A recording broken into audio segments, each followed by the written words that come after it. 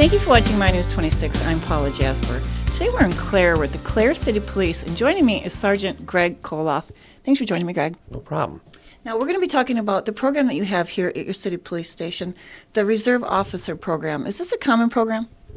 It's pretty common, especially for smaller departments. We've been running one since the late 70s, and it's continued on until today.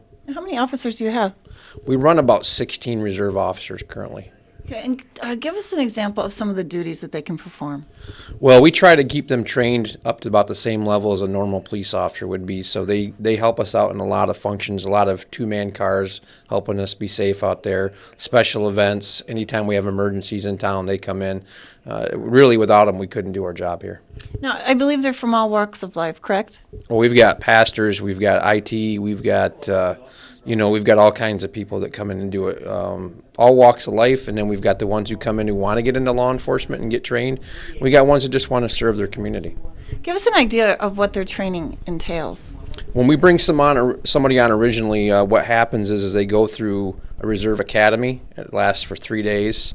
We give them all their training then, except for firearms and driving and stuff like that. They get that at a different date. And then they go through a field training program for 1 year. Okay. Now, how long has the Clare City Police Department had this program? I believe it was the late 70s, around 1976, I think, is when it started. So quite a long time then. Right, yeah. What is the criteria to be a reserve officer? 21. We like you to be a CPL holder and, of course, clean background.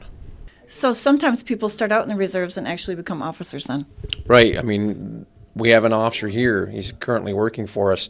He started out as a cadet, which is that 18 to 20-year-old. And then when he became 21, he went into the reserves. And then after a while being in the reserves, he actually sponsored himself through the police academy. Now he's a certified police officer. Are there certain times of the year that people can join? Well, we look at April and September. That's when we run our reserve academy. So our process for hiring goes just a little bit before that and a little after.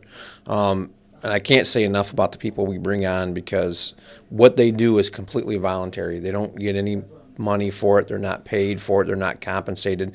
We provide them with some gear, but most of the time they're providing their own gear. So this is really them giving back to the community or them seeking out training to further a career in law enforcement. How could people get more information?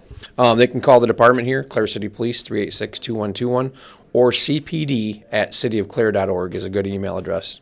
Thanks for joining me, Greg. Thank you. Paula Jasper, My News 26 in Clare.